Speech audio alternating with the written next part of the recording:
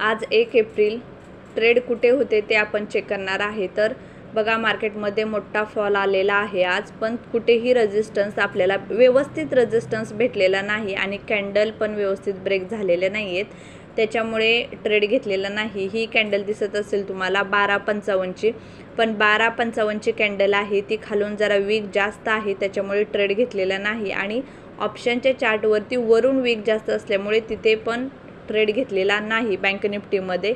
तर बँक निफ्टीमध्ये सुद्धा कुठे ट्रेड भेटलेला नाही। मार्केट कंटिन्यूअस फॉल होत आलं, नंतर 1 वाजता नंतर रेजिस्टन्सला आणि नंतर बघितलं असेल तुम्ही 1च्या नंतर कंप्लीट मार्केट साइडवेज झोनमध्ये होतं। तर अशा प्रकारे मार्केटची कंडिशन होते। तर निफ्टीमध्ये पण तीच कंडिशन आहे।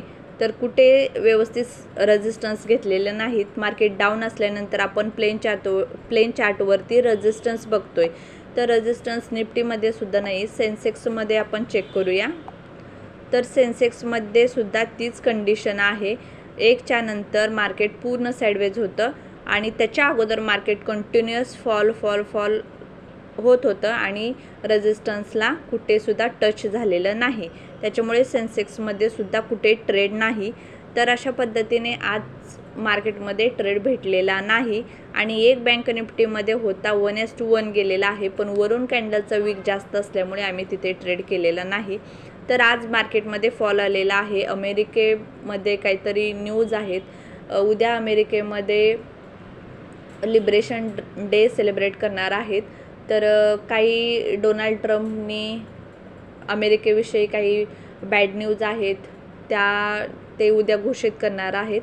तर उद्याचा दिवस एक महत्त्वाचा आहे। मार्केट अजून फॉल होऊ शकतं का ते उद्या आपल्याला बघायला मिळेल। तर अशा पद्धतीने आज मार्केटची कंडिशन होते, कुठेही ट्रेड मिळालेले नाही आहेत। आणि जरी अमेरिकेमध्ये काही चांगले न्यूज इंडियाविषयीच्या काही चांगले न्यूज वगैरे असतील तरीसुद्धा तुम्ही आयात निर्यातविषयी त्यांचे काही डिस्कस होणार आहे अमेरिकेची इंडियाचं। तर तुमच्या हिशोबाने ट्रेडिंग करा, न्यूजवरती डिपेंड राहून ट्रेड करू नका। रेजिस्टन्स सपोर्ट चेक करा आणि मगच ट्रेड करा, नाहीतर मग न्यूज आत्ता येईल आणि न्यूज आले का मग मार्केटवरती जाईल, किंवा बॅड न्यूज असेल तर मार्केट खाली येईल, असं काही करू नका। ट्रेड असेल तरच रिस्क मॅनेजमेंट असेल तरच ट्रेड घ्या, अदरवाईज रिस्क जर व्यवस्थित तुमची मॅनेज नसेल तर ट्रेड घेऊ नका। कारण मार्केट पडेल अशा हिशोबाने जर ट्रेड घेतला तर मार्केट वरती पण किती जाईल सांगू शकत नाही।